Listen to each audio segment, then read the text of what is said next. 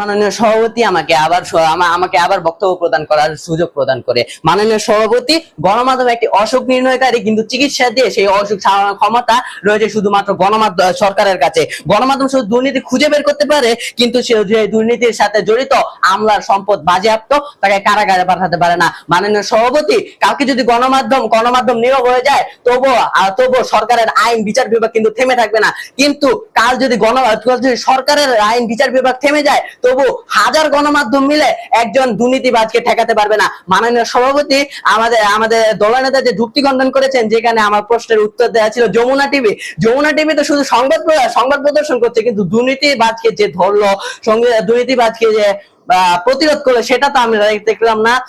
সে সরকার যে ছোট ছোট, মাননীয় সভাপতি, উদাহরণ হিসেবে দেখানো যায় যে বৈষম্য বিরোধী ছাত্র আন্দোলনে 2024 সালে আওয়ামী লীগের বিভিন্ন অরাজক দুর্নীতির খবর গণমাধ্যম থেকে প্রকাশ করেছে, কিন্তু সেই দুর্নীতির বিচারের জন্য এখনো তারা তাকিয়ে আছে প্রধান উপদেষ্টার দিকে। মাননীয় সভাপতি, তাই বলি দুর্নীতি রোধের প্রয়োজন সরকার এবং জনগণের সম্মিলিত পদক্ষেপ।